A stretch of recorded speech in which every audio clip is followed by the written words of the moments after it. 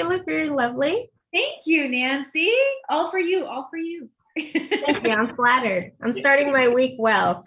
Thank you. Me too. So how exciting are you to be back with Sonic? I mean, now it's officially a franchise. It's officially a franchise. I mean, I'm super, it's crazy I keep saying super excited because that's all I am. I don't know any other adjective to describe it, but it's crazy how this started, which was with a table read, next to James, who I didn't know at all, in front of all these people at Paramount. And now it's here, number 2. It's crazy. Now, one of the reasons you said before that you were interested in being part of this is because it was going to be a film your daughter can watch. What was the experience of introducing her to Sonic? Incredible, because at 3 years, when she was 3, she sat through the whole movie in the theater, and I couldn't believe it. And I was like, oh, and she was like, Mommy, I don't like when you fall out of a window. That's when we fell out of that. But she was just watching it like enamored. And now she's 5 now. And now she's obsessed with Sonic. And she probably knows more about every character than I do, which is a shame. But she's like, so who's going to be in another one? Like, is it Amy coming? She names all the characters. So it's exciting that I get to watch and share a moment with my child. Now, speaking of the characters, great introduction. Can you talk about the new characters we'll be seeing? Sure. Knuckles is coming. And, obviously at the end of the first movie, you saw Tails fly in, which everybody was screaming about. And I'm excited that Colleen came and did her thing with Tails. And they're really a big part of the story. So I'm glad Sonic gets to ride it out with some people but hedgehogs and all these different things, that look like him and feel like him rather than just people. So they get to be in his universe. And I think he's just trying to find his way.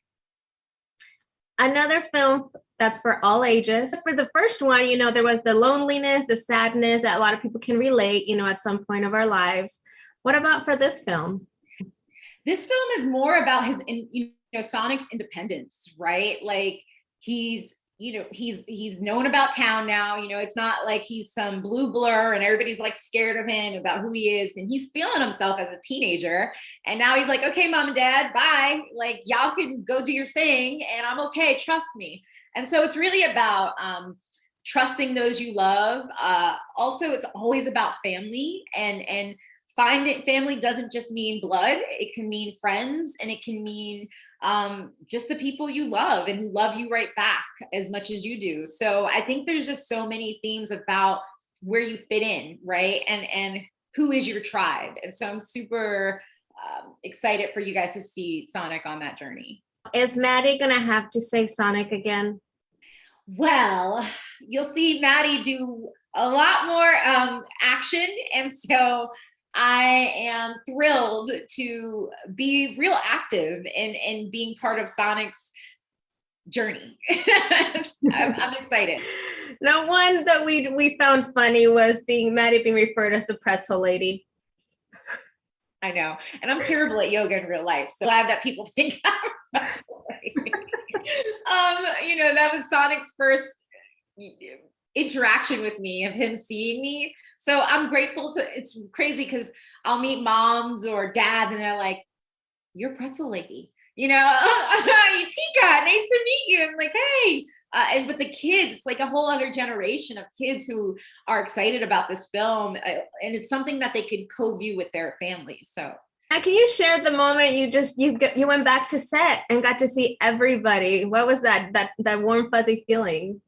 It's crazy because it was during COVID, and we filmed all through COVID in Vancouver, and also, we were in Hawaii. So, it just felt right. It felt like seeing the family that you haven't seen for so long. And it just felt like everybody fell right back into the swing of things, and just bigger and more and crazier. Talk about locations. What was it like? You were in Hawaii and Vancouver?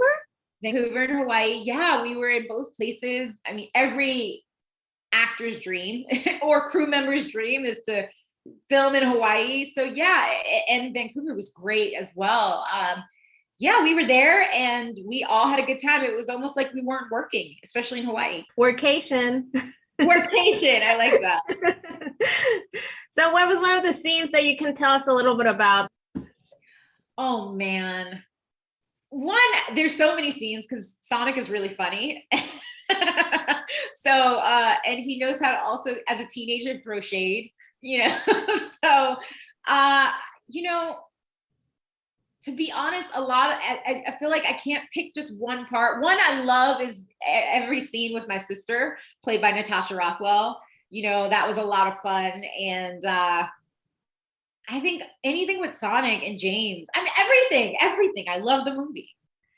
So when it comes to filming, I mean, obviously you have this prop for the scenes with Sonic. So how do you mentally just, he's there? For us that are not actors, it's kind of, I know. I think for most people it would be weird and awkward to be talking to a tennis ball. But it's a tennis ball. I imagine it'd be something bigger. It was like on a pole and like a tennis ball sometimes, because you have to look at eyes, so it's like so tiny. But then, they also created these kind of real 3D versions of each character. So you got to like see Sonic, but they were very quiet, obviously. So you just use your imagination, like you go back to being a kid again. Want to be Wilson? Yeah, there you go. Imagine acting across from a Wilson. So what has it been like? I know you spoke highly of Jim and James, getting to work with them again. Is there something that you're just kind of like, I'm taking that away from this experience, from watching them for my acting career?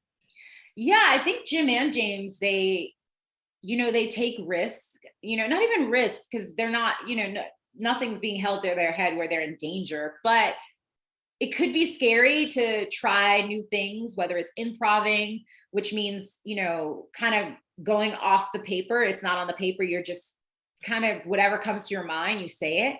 And so that could be scary because nobody could laugh or nobody would think, sometimes the director could be like, yeah, no, not so great, but we'll use what was on the page, But I think for even just both of them, I love how they just take chances with their acting and they make choices that are fun and exciting. And if it doesn't work, it's okay. But if it works, the director has something special. So I think it's just taking more chances and being fully present all the time. Now, one word, what does Sonic mean to you? Love. He means love. Well, thank you so much for your time. Congratulations. And we look forward to Ride Along 3. Another franchise. Another franchise. Thank you. You're welcome. Thank you. Bye-bye. Bye.